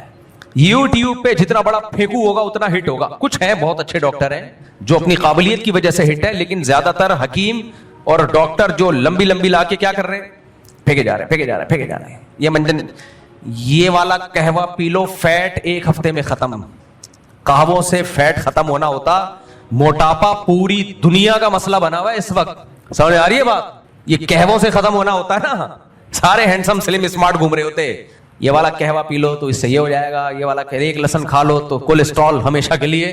ایسا نہیں ہوتا میرے بھائی. یہ جو دل کی رگیں جمتی ہیں نا, دل کی رگیں, ایک ڈاکٹر سے ہماری بات چیت ہوئی, ہم نے کہا ڈاکٹر صاحب یہ جو دل کے اٹیک ہوتے ہیں اور یہ جو دل میں وہ کیلشیم جم جاتا ہے نا اور رگوں میں, تو بلڈ صحیح طرح سرکولیٹ نہیں کرتا, تو لہسن کھا کے وہ ختم. اس نے کہا میرے بھائی اس پہ تیزاب کے قطرے بھی ٹپکاؤ گے وہ نہیں ہے, اس سیمنٹ سے بھی زیادہ سخت ہوتا ہے. لہسن کھا لیا کریں, فائدہ مند چیز ہے, لیکن ایسا نہیں ہے کہ آپ کو وہ بیماری ہو گئی اور لہسن کھا کے وہ دل کی بلاکیج ختم. خیر یہ ڈاکٹروں کا ٹاپک ہے, میں چھیڑتا نہیں ہوں, لیکن میں بتا رہا ہوں کہ جتنا بڑا پھینکو ہوگا پبلک میں اتنا, بولو نا, اتنا ہٹ ہوگا. جو صحیح ڈاکٹر ہوتے ہیں وہ چلتے ہی نہیں ہیں. بہت کم ہے جو یوٹیوب پہ چل بھی رہے ہیں لیکن صحیح بھی ہیں وہ تو, اور میں جانتا بھی ہوں ان کو, لیکن آپ کو بتاؤں گا نہیں میں. خیر تو بات کیا چل رہی تھی, جو بھی علم ہوتا ہے نا اس کی اوریجنل زبان میں ہوتا ہے تو پھر اس میں عبور حاصل ہوتا ہے. تو ہم کیا کرتے تھے, ہمیں جامع رشید میں یہ اصول بنایا ہوا تھا. اب ہمارے استاذ ہمیں حسامی پڑھاتے تھے نا, اصول فقہ کی کتاب ہے. اصول فقہ بہت مشکل فن ہے. اصول فقہ ہے کیا؟ اصول فقہ کا مطلب ہوتا ہے, میں اس لیے بتا رہا ہوں تاکہ عوام کو پتہ چلے کہ دین کا علم جب تک یہ چیزیں حاصل نہیں ہوگی وہ اس وقت تک عالم نہیں بن سکتے. یہ جو آج کل ہمارے اہل حدیث بھائیوں نے کہا ہے نا قرآن حدیث میں مسئلہ آتا ہے جی, قرآن حدیث سے ہم نے بیان کیا جی, ابے قرآن و حدیث سے مسئلہ تو قرآن حدیث میں ہی ہوتا ہے, تورات انجیل میں نہیں ہوتا. لیکن قرآن اور حدیث سے مسائل کے استنباط کے کچھ اصول اور ضابطے ہیں, کچھ اصول اور ضابطے ہیں. ان اصول اور ضابطوں کو اصول فقہ کہا جاتا ہے. فقہ یعنی جو مسائل کا باب ہے نا قرآن و سنت میں, وہ کیسے نکالا جاتا ہے, عبارت النص کیا ہے, دلالت النص کیا ہے, اشارت النص کیا ہے, اقتضاء النص کیا ہے, حدیث صحیح متواتر کے خلاف ہوگی تو اس کا کیا حکم ہے, اگر کوئی حدیث صحیح ہے لیکن عموم میں بلوا تھا اس زمانے میں تو سوال پیدا ہوتا ہے یہ اتنا عام مسئلہ تھا, اس کو بیان کرنے والا صرف ایک راوی کیوں ہے. بہت ساری چیزیں اس میں. راوی اگر حدیث کی خود مخالفت کر رہا ہو, ایک صحابی نے حدیث بیان کی لیکن صحابی کا فتویٰ اس حدیث کے خلاف ہے, تو کیا حکم ہے. یہ سارے فقہ کے اصول ہیں جو حنفیوں کے بھی ہیں, شوافے کے بھی ہیں, امام مالک کے بھی ہیں, امام احمد بن حنبل کے بھی ہیں. ان میں بہت سارے اصول سیم ہیں, کچھ اصولوں میں اختلاف بھی ہے. یہ اصول پڑھے جاتے ہیں, ان کو کیا کہا جاتا ہے, اصول فقہ. ہمارے اہل حدیث بھائیوں کے ایسا کوئی سیٹ اپ نہیں ہے, تبھی ہر شخص کا الگ ہی قرآن و سنت ہے. ان سے پوچھو وہ قرآن حدیث کے مطابق کچھ اور بتا رہا ہوگا, ان سے پوچھو. مجھے وہ کسی نے کل واقعہ سنایا بڑا دلچسپ, کہ کوئی اہل حدیث عالم تھے یا سلفی عالم تھے سعودیہ کے, تو علامہ یوسف بنوری رحمۃ اللہ علیہ جو ہے نا, بنوری ٹاؤن کے بانی, بہت بڑے عالم گزرے ہیں, ان کا عرب علماء سے بھی بڑا لنک تھا. تو عرب کے کوئی سلفی عالم تھے, انہوں نے ان پہ طنز کیا کہ تم حنفی لوگ جو ہے حدیثوں میں تعویلیں بہت کرتے ہو, ایز اٹ از حدیث کو نہیں لے لیتے, کہتے ہو نہیں ایکچولی حدیث کا یہ مطلب ہے تو حدیث کا یہ نہیں, تو یہ تعویلات اتنی کیوں کرتے ہو, جیسے حدیث آ رہی ہے ویسی لے لو بس. تو انہوں نے کہا شکر کرو ہم جیسے حدیث آتی ہے ویسے نہیں لیتے, کیونکہ جو عالم اعتراض کر رہے تھے وہ نابینا تھے. انہوں نے کہا اگر ہم ایسے ہی قرآن و سنت لے لیا کریں نا بغیر کسی تعویل کے, تو قرآن میں آتا ہے من کان فی ہذہ اعمی فہو فی الآخرۃ اعمی, جو دنیا میں اندھا ہوگا آخرت میں بھی اندھا ہوگا. کیا خیال ہے, اب ایسے ہی لیا جا سکتا ہے اس آیت کو, اب اس آیت کو ایسے ہی لیا جا سکتا ہے. قرآن کہنا ہے من کان فی ہذہ اعمی, جو اس دنیا میں اندھا ہے, فہو فی الآخرۃ اعمی, آخرت میں بھی کیا ہوگا, اندھا ہوگا. تو وہ ہنسنے لگے. خیر ظاہر ہے تعویل کی جائے گی کہ یہاں اندھے سے مراد جو دلائل سے اندھا ہو. کیوں بھائی, اللہ بلا وجہ نابینا لوگوں کو تھوڑی آخرت میں اندھا اٹھائے گا, ایک تو دنیا میں بھی آزمائش آخرت میں بھی آزمائش. ایک تعویل وہ ہوتی ہے جو کسی دلیل کی بیس پہ نہیں ہوتی ہے, ایک تعویل وہ ہوتی ہے جو کسی دوسری حدیث یا قرآن کی آیت یا اجماع امت کی وجہ سے ہوتی ہے. یہ تعویل تو اسی کو تو فقہ کہا جاتا ہے, اور یہ تعویلات صحابہ نے بھی کی ہیں. ایک صحابیہ کہ شوہر نے ان کو 3 طلاقیں دی, نبی نے حکم دیا عدت اپنے شوہر کے گھر میں نہ گزاریں. حضرت عمر نے جب قانون بنایا اپنے دور خلافت میں, یہ بخاری مسلم کی حدیث ہے, تو حکم یہ دیا کہ جب عورت کو طلاق ہوگی, چاہے 1 طلاق ہو یا 3 طلاقیں ہوں, عورت عدت شوہر کے گھر ہی گزارے گی, اور نان نفقہ بھی کس کے ذمہ ہوگا, شوہر کے ذمہ. تو ان صحابیہ نے حدیث بیان کی کہ نبی صلی اللہ علیہ وسلم نے تو 3 طلاق والی عورت کے بارے میں فرمایا ہے کہ نہ اس کو نان نفقہ ملے گا نہ رہائش ملے گی. حضرت عمر نے ایز اٹ از نہیں لے لیا اس بات, فرمایا لا ندع کتاب اللہ و سنت نبینا بقول امرأۃ, ہم قرآن کو اور نبی کی عام جو سنت ہے اس کو ایک عورت کے کہنے پہ نہیں چھوڑ سکتے. کیا مطلب, آپ حدیث کا انکار کر رہے ہیں, حدیث میں تعویل کر رہے ہیں, تعویل یہ کر رہے ہیں کہ یہ تمہارے لیے خاص ہے, تمہیں نبی نے حکم دیا تھا, ایک عمومی اصول نہیں ہے. اور پھر نبی نے ان کو کیوں حکم دیا, اس کی بہت ساری وجوہات بیان کی ہیں. بے پردگی کا مسئلہ تھا, دیور تھے, بعض نے کہا کہ زبان کی تیز تھی. قرآن نے کہا ہے کہ عورت عدت شوہر کے گھر گزارے گی لیکن فاحشہ مبینہ کا ارتکاب کرے پھر نہیں گزارے گی, تو فاحشہ مبینہ میں زبان کی تیزی بھی ہے, تو کوئی خصوصیت تھی, اس کو جنرلی قاعدے کے طور پہ مت بیان کرو, کیونکہ قرآن یہی کہہ رہا ہے کہ طلاق یافتہ عورت کو نہ گھر سے نکال سکتے ہو, اور خرچہ بھی کس کے ذمہ ہے, تمہارے ذمہ. تو قرآن نے تو شرط نہیں لگائی کہ 1 طلاق ہو, 2 طلاق ہو, 3 طلاقیں ہوں. میں سمجھا پا رہا ہوں آپ. تو اس فقہ, یہ جو آج کل علم ہے یہ علم تھوڑی ہے, فراغت کا نام علم ہے. مکتبہ شاملہ سے اور انٹرنیٹ سے ٹھش پھش کر کے تحقیقات کی, پارسل کر دی. ایک صاحب مجھے کہنے لگے یہ جو امام حنیفہ نے بولا ہے کہ سورہ فاتحہ اگر کوئی جان کرنا پڑے, بھولے سے چھوٹ جائے تو سجدہ سہو سے نماز ہو جائے گی. اگر آپ نماز میں پہلی یا دوسری رکعت میں فرض میں سورہ فاتحہ بھول گئے نا, آپ بعض دفعہ دائرہ قل اللہ شروع کر دی, رکوع میں چلے گئے, بھول گئے آپ, تو سجدہ سہو سے نماز ہو جائے گی. تو حدیث میں تو آتا ہے کہ لا صلاۃ لمن لم یقرأ بفاتحۃ الکتاب, اس کی نماز سرے سے ہے ہی نہیں جو فاتحہ نہیں پڑھتا. تو اس نے تو بھولے سے جان کر چھوڑو گے تو پھر تو واجب الادا ہے, بھولے سے چھوڑی تو سجدہ سہو سے ہو جائے گی. تو حدیث میں تو آتا ہے لا صلاۃ, سرے سے کوئی نماز بولو ہے ہی نہیں. جیسے ہے نا لا الہ الا اللہ, سرے سے کوئی معبود ہے ہی نہیں سوائے اللہ کے. تو یہاں تو آ رہا ہے سرے سے کوئی نماز ہے ہی نہیں. اب وہ بڑا زور لگا رہے تھے بھی بارش، بڑی عمر کے آدمی. تو میری عمر اس وقت 17-18 سال کی ہوگی. میرے پاس کوئی علوم بھی نہیں تھے، ویسے تو اب بھی ہم علماء کے مقابلے میں طالب علم ہی ہیں. تو مجھے فوراً ایک حدیث ذہن میں آ گئی. میں نے کہا یہ حدیث میں آتا ہے لا ایمان لمن لا عہد له، جو وعدہ کر کے پورا نہیں کرتا اس کا لا ایمان، ایمان ہے ہی نہیں. تو کیا مطلب؟ میں نے کہا کافر ہو گیا. ایک آدمی وعدہ کر کے توڑ دے تو کیا مطلب؟ لا ایمان، یہاں بھی لا نفی جنس ہے، سرے سے ایمان ہے ہی نہیں. تو میں نے کہا بے ایمان ہے. بے ایمان تو کافر ہوتا ہے، جس میں ایمان نہیں وہ کیا ہے؟ تو کافر کا بچہ ہے، اور جو کافر کا بچہ ہوگا اس کا نکاح رہے گا؟ مسلمان ہو کے جو کافر ہو جائے تو سب سے پہلے تو نکاح ٹوٹتا ہے اس کا. تو میں نے کہا جتنے لوگوں نے بھی آپ سے وعدہ کر کے توڑا سب کے نکاح بھی ٹوٹ گئے. اور رفیع بھائی ہوتے تو کہتے بچے بھی اب کیا پیدا ہو رہے ہیں. کسی شخص نے شادی کے بعد وعدہ کیا، سب سے پہلے تو بیوی سے کیے ہوئے وعدے توڑتا ہے. وہ بیوی سے کیا کیا پہلے وعدے کیے ہوتے ہیں، میں یہ بھی کروں گا، میں یہ بھی کروں گا، میں یوں بھی کروں گا، آسمان سے تارے بھی توڑ کے لاؤں گا. جب شادی ہو جاتی ہے جب بھاڑ میں جا کیا کروں گا، کون سا وعدہ، کیڑی دیکھ. تو وعدہ معاہدہ توڑتے ہی کافر ہو گیا. لا ایمانہ، ایمان سرے سے ہے ہی نہیں. جب ایمان سرے سے نہیں ہے تو کافر ہو گیا نا. کافر ہو گیا تو نکاح ٹوٹ گیا. اب جو پیدا ہو رہے ہیں وہ سارے کیا ہو رہے ہیں؟ تو یہ تو میں نے کہا بہت لمبا سیٹ اپ چلا جائے گا. تو امام حنیفہ کا شکریہ ادا کر لو، انہوں نے بول دیا کہ یہاں یہ کمال جنس کی نفی ہے. جیسے لا ایمان لمن لا عہد لہ کا مطلب ہے کامل درجے کا ایمان نہیں ہے، تو ایسا ہی لا صلاۃ، جو اس کی نماز نہیں ہے، جو فاتحہ نہیں پڑھتا تو کامل درجے کی نماز نہیں ہے. نماز میں نقص پیدا ہو گیا، تبھی تو سجدہ سہو کروا رہے ہیں اس کو. اگر وہ سجدہ سہو کا بھی نہ کہتے پھر اعتراض کرتے. اب یہ ایک سوال پیدا ہوگا کہ اس کی دلیل کیا ہے کہ یہاں کامل نماز مراد ہے، کمال صلاۃ کی نفی ہے، سرے سے نماز کی نفی نہیں ہے. اس کی دلیل ہے کہ قرآن متواتر ہے اور قرآن نے مطلق قرات کا حکم دیا ہے، فقرؤوا ما تیسر منہ. تو اس لیے امام صاحب کہتے ہیں رکنیت جو ثابت ہوگی وہ قرآن سے، وہ ہے مطلق قرات. کہیں سے بھی قرآن پڑھ لو رکن ادا ہو گیا. آگے سورہ فاتحہ نہیں پڑھو گے تو نقص پیدا ہوگا نماز میں، عیب پیدا ہوگا. اور جب نماز میں عیب پیدا ہوتا ہے تو اس کی تلافی کس سے ہوتی ہے؟ سجدہ صاحب سے ہوتی ہے. میں نے کہا تو بہت ہی بیلنس رائے ہے، خاندانی رائے ہے. ان خاندانی رائے کی کو سمجھنے کے لیے کھوپڑی بھی کیا ہونی چاہیے. اور اگر آپ اس رائے سے اتفاق نہیں کرتے طنز تو مت کرو، طنز تو مت کرو.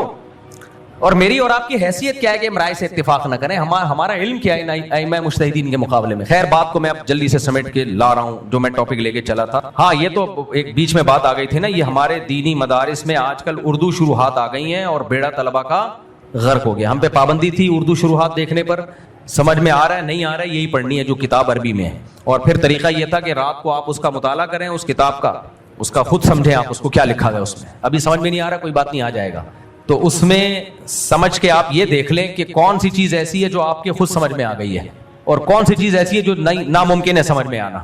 بہت محنت کر لی نہیں آ رہی. تو پھر صبح جب کلاس ہوتی تھی تو بجائے استاذ پڑھانے کے پھر ہم استاذ کو پڑھانا، دیکھنے میں ایسا ہی لگتا تھا جیسے طالب علم استاذ کو پڑھا رہا ہے. تو ہم پھر لیکچر پورا تیار کر کے ڈیلیور کرتے تھے. ٹیچر کا کام یہ ہوتا تھا کہ اگر کوئی غلطی ہو رہی ہے تو اس کی اصلاح کر دیں، اور جو بات ایسی ہے جو ان کو پتہ ہے ان کی سمجھ میں نہیں آ رہی وہ اس کو ایکسپلین کر دیں، بس ختم، چلو بھائی آگے چلو. یہ اس طرح سے چلتا ہے. یہی طریقہ نیچرل ہے علم حاصل کرنے کا. اور یہ جو آج کل طریقے مارکیٹ میں آئے ہوئے ہیں، استاذ بول رہا ہے اور آپ بیٹھ کے کاپیوں کی کاپیاں بھرے چلے جا رہے ہیں، بھرے چلے جا رہے ہیں. بھائی کاپی پہ لکھنے کی کیا ضرورت ہے؟ کتاب میں لکھا ہوا ہے نا. یہ کتاب کیوں چھپی ہے؟ اس میں لکھا ہوا ہے کہ نہیں لکھا ہوا؟ وہ ایک بچہ گاؤں سے آیا، شہر میں مدرسے میں پڑھا تو پڑھتا نہیں تھا، وہ لکھنے پہ فوکس کیا ہوا تھا. جو استاذ پڑھا رہے ہیں فی الحال لکھو اس کو، تاکہ علم کو کتاب میں، علم کے سمندر کو کتاب میں بند کیا جا سکے. تو صفحات کے صفحات کالے کر دیے اس نے، بوری میں ڈال کے لے گیا اپنے گاؤں. اب جو بھی کوئی پوچھنے کے لیے آتا کیا پڑھا، کہہ رہا سارا بوری میں ہے. جو میرا علم ہے کہاں ہے؟ ایک دن بکریاں آ کے بوری کھا گئی. پھر لوگ کوئی مسئلہ پوچھتے یار یہ کوئی وراثت کا مسئلہ بتاؤ، کہتا ہے بکری کے پیٹ میں. تو علم کی صلاحیت بڑھانی چاہیے، استعداد. کتابیں دنیا میں بھری ہوئی ہیں، پڑھتے رہو. ڈاکٹروں میں بھی وہ ڈاکٹر کامیاب ہوتے ہیں جو ریسرچ میں گھسے رہتے ہیں، اپڈیٹ رکھتے ہیں اپنے آپ کو. حکیموں میں بھی وہ کامیاب ہوتے ہیں جو اپنے آپ کو اپڈیٹ رکھتے ہیں. تو اسی طرح علماء میں بھی وہی کامیاب ہوتے ہیں جو اپڈیٹ رکھتے ہیں اپنے آپ کو. تو یہ طریقہ ہے اصل میں علم حاصل کرنے کا. کچھ چیزیں رٹا لگانے کی ہوتی ہیں وہ ٹھیک ہے، اس کے بعد سب کو رٹا وٹا نہیں ہے، بس کتاب سمجھنے کی صلاحیت ہونی چاہیے انسان میں. خیر، تو میں جو قرآن کی آیت کی مثال دے رہا تھا کہ نبی صلی اللہ علیہ وسلم پہ میں وہ بتا رہا تھا نا کہ جیسے ہمارے استاذ ایک دفعہ ہمیں بتاتے تھے تو ہمیں پتا اب دوبارہ ریپیٹ نہیں ہوگا، تو بس اس کو کیچ کرو، پکڑو اس کو. تو پکڑ لیتے تھے الحمدللہ. تو آپ سوچو ہم پہ اتنا بوجھ ہوتا تھا. سید الانبیاء صلی اللہ علیہ وسلم پہ جب وحی نازل ہوتی تھی تو آپ پہ کتنا بوجھ ہوتا ہوگا. کہ جبریل اس آیت کو پڑھ رہے ہیں اور میں نے ایز اٹ از امت میں یہ اللہ کا پیغام پہنچانا ہے، اور اپنے الفاظ میں نہیں پہنچانا کہ مجھے یہ اجازت ہو اپنے الفاظ میں اللہ کا پیغام پہنچا دوں. الفاظ بھی وہی ہوں گے جو اوپر سے نازل ہوئے ہیں، اس میں ایک حرف بھی مجھے تبدیل کرنے کی اجازت نہیں ہے. مشرکین مکہ کہتے تھے نا آپ قرآن میں تھوڑی سی چینجنگ کر لیں، کچھ ہماری کچھ آپ کی مرضی کی، تو قرآن نے اس کو بھی نازل کیا، اس آیت کو بھی. قل ما یکون لی ان ابدلہ من تلقاء نفسی، اے نبی ان سے کہہ دیجئے میرے اندر یہ طاقت ہی نہیں ہے کہ میں اس میں اپنی طرف سے کوئی تبدیلی کر لوں، یہ اتھارٹی میرے پاس ہے ہی نہیں. انی اخاف ان عصیت ربی عذاب یوم عظیم، اگر میں نے اپنے رب کی نافرمانی کی اور اللہ کا پیغام پہنچانے میں کوئی کوتاہی کی، مجھے اللہ کے عذاب کا ڈر ہے. تو آپ پہ کتنا بوجھ ہوتا ہوگا. تو اب سورہ قیامہ نازل ہو رہی ہے، اس میں قیامت کی ہولناکیاں، لیکن اللہ نے ٹاپک بیچ میں چینج کر دیا. لا تحرک بہ لسانک، اے محمد صلی اللہ علیہ وسلم آپ اپنی زبان کو حرکت مت دیں. جبریل جب آیتیں لے کے آتے آپ اپنی زبان سے اس کو فوراً ریپیٹ کر رہے ہوتے تھے، فوراً کوئی لفظ نہ رہ جائے. تو آپ پہ اتنا بوجھ ہوتا تھا کہ قرآن نے سورہ طٰہٰ میں بھی تسلی دی اور سورہ قیامہ میں بھی. سورہ طٰہٰ میں فرمایا لا تعجل بالقرآن من قبل ان یقضى الیک وحیک، من قبل ان یقضى الیک وحی. اے نبی آیت کو کمپلیٹ ہونے سے پہلے آپ اپنی زبان سے اس کو ریپیٹ نہ کریں، نازل ہونے دیں. پورا ابھی نازل ہو رہا ہے اور نبی اپنی زبان سے اس کو ریپیٹ کر رہے ہیں کہ لفظ نہ رہ جائے، آپ یہ کام نہ کریں. اور سورہ قیامہ میں فرمایا لا تحرک بہ لسانک لتعجل بہ، جلدی زبان کو حرکت دے کے یاد کرنے کی کوشش نہ کریں. کیوں؟ ما انزلنا علیک القرآن لتشقی، ہم نے قرآن آپ پر اس لیے نازل نہیں کیا کہ آپ کو ہم مشکل میں ڈال دیں، آپ کو مشکل میں ڈال دیں، اس لیے تھوڑی نازل کیا ہے. تو اے اللہ پھر حفاظت کیسے ہوگی؟ اللہ نے سورہ قیامہ میں فرمایا لا تحرک بہ لسانک لتعجل بہ ان علینا جمعہ وقرآنا، ہمارے ذمے اس کا جمع کرنا بھی اور آپ کی زبان سے اس کا جاری کرنا بھی، یہ ہمارے ذمے، یہ آپ کے ذمے نہیں ہے. ثم ان علینا بیانا، پھر ہمارے ہی ذمے ہے اس کو آپ کی زبان سے ایکسپلین کروانا، بیان کروانا. بیان الگ چیز ہے، تلاوت الگ چیز ہے. یہاں منکرین حدیث پہ رد ہے. دیکھو قرآن کہہ رہا ہے کہ آپ ہمارے ذمے ہے اس قرآن کا جمع کرنا، یعنی مصحف میں یہ جمع ہو جائے گا. ان علینا جمعہ وقرآنا، پھر اس کا آپ کی زبان سے قراءت کروانا تاکہ آیتیں کوئی مس نہ ہو، کوئی زبر زیر کی غلطی نہ ہو. یہ بھی کس کی ذمے ہے؟ بول لو نا منہ سے، ہمارے ذمے ہے. ثم اس کے بعد ایک اور کام ہے. یہ اللہ نے ایک اور کام پتہ ہے کیوں بتایا؟ اللہ کو پتا تھا 15ویں صدی میں کچھ ایسے اسکالرز پیدا ہوں گے جو کہیں گے ایکچولی ہم نے قرآن کو ہم نے خود سمجھنے کی کوشش کی ہے. بخاری اور مسلم یہ تو تاریخی کتابیں ہیں، ہے نا، وہ ایک بڑے مشہور اسکالر ہیں. یہ بخاری اور مسلم جو حدیث کی کتابیں تو ہسٹری کی کتابیں ہیں، تاریخی باتیں ہیں کہ نبی نے یہ فرمایا، نبی نے یہ فرمایا. اصل تو کیا ہے؟ قرآن ہے. تو ہم قرآن کو خود سمجھیں گے. تو اس لیے اللہ نے اگلی آیت بھی نازل کر دی ثم ان علینا بیانا. بیان ایکسپلین کو کہتے ہیں، ایکسپلینیشن، کھول دینا کسی چیز کو. ایک آدمی بات کرتا ہے پھر اس کا مطلب خود بیان کرتا ہے. تو بات اللہ کر رہے ہیں، مطلب کون بیان کرے گا؟ نبی. تو اللہ کہہ رہے ہیں اس کا مطلب بیان کروانا کہ اس آیت کا یہ مطلب نہیں، یہ مطلب ہے. کیونکہ اللہ کو پتا تھا ایسے لوگ آئیں گے جو یہود و نصارہ کی طرح آیتوں کو اپنے اصل ٹاپک سے ہٹائیں گے، خود ہٹائیں گے اصل ٹاپک پر، اور علماء پہ الزام یہ لگائیں گے یہود و نصارہ والا کام کر رہے ہیں، آیتوں کا مطلب خود گڑھ رہے ہیں، حالانکہ وہ خود نہیں گڑھ رہے ہوتے، ان کے پاس دلیل ہوتی ہے اس کی. تو ثم ان علینا بیانا، پھر اس کو ایکسپلین کرنا کس کی ذمہ داری ہے؟ اے نبی آپ کی زبان سے ایکسپلین کروانا بھی کس کی ذمہ داری ہے؟ ہماری. تو نبی نے جو ایکسپلین کیا وہ قرآن تھوڑی ہے، وہ تو قرآن کے علاوہ ہے. قرآن تو وہ ہے جو نبی کی زبان سے جاری ہوا جب وحی نازل ہوئی، اس کی جو ایکسپلینیشن ہے، اس کو جو کھول کے رکھا ہے وہ تو حدیث ہے، نبی نے اپنے عمل سے بھی اور اپنے قول سے بھی. تو اگر یہ بخاری مسلم اور یہ حدیث کی کتابیں صرف تاریخی کتابیں ہیں تو قرآن کو جو نبی کی زبان سے ایکسپلین کروایا گیا ہے وہ کہاں گیا بھائی؟ پھر ایک منکر حدیث تھا، اس سے میری بحث چل رہی تھی، میں نے اس کو بولا، میں نے کہا بھائی کہہ رہے ہیں بخاری میں یہ ہے تو مسلم میں یہ غلط کتاب ہے. میں نے کہا مان لیا تھوڑی دیر کے لیے غلط ہے، تو قرآن کو تو مانتے ہو نا؟ کہتے ہیں قرآن ہی کو تو مانتے ہیں ہم، تبھی تو کہہ رہے ہیں حدیثیں چھوڑ دو. تو میں نے کہا اچھا مجھے یہ بتا بھائی، تو قرآن تو کہہ رہا ہے کہ نبی بیان کریں گے، تو وہ کہاں گیا پھر؟ کوئی کیسٹ کی شکل میں ہو، یہ والی غلط ہو گئی تو صحیح والی لے آ بھائی. تو پھینکنے پر گورنمنٹ کی طرف سے کوئی پابندی ہے؟ پھینکتے رہو بیٹھ کے. قرآن مکمل نہیں ہوتا جب تک حدیث کو ایڈ نہ کیا جائے. اور یاد رکھو حدیث کے ساتھ جب تک فقہ کو ایڈ نہ کیا جائے حدیث مکمل نہیں ہوتی. یہ بھی حدیث سے ثابت ہے.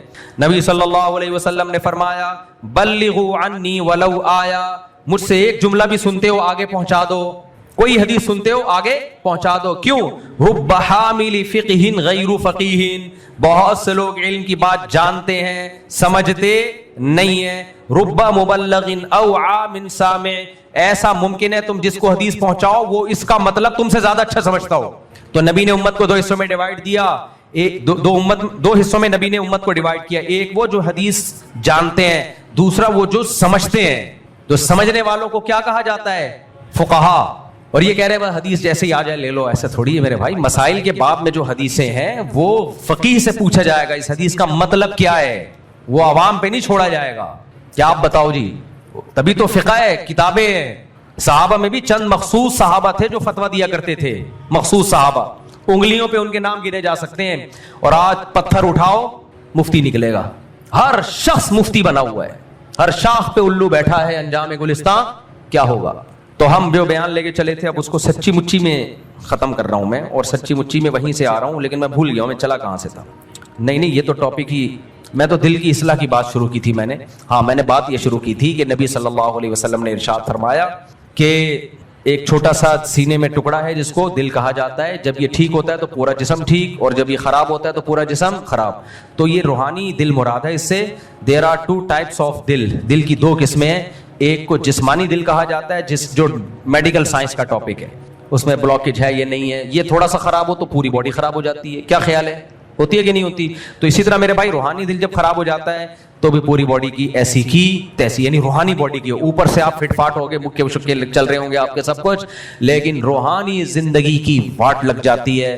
اور سکون اور اطمینان کا جسمانی زندگی سے اتنا گہرا تعلق نہیں ہے, روحانی زندگی سے اس کا تعلق بہت گہرا ہے. تو یہ والا جو دل ہے نا, اس کی اصلاح کے لیے جو میں نے قرآن کی آیت پڑھی فَسَوْفَ يَأْتِ اللَّهُ بِقَوْمٍ يُحِبُّهُمْ وَيُحِبُّونَ, اللہ کہتے ہیں ایسی قوم کو اللہ پیدا کر دے گا جو اللہ سے محبت اور اللہ ان سے محبت. تو اس روحانی دل کی اصلاح کے لیے سب سے بڑی جو اس کی ہیلتھ ہے وہ پتہ ہے کیا ہے؟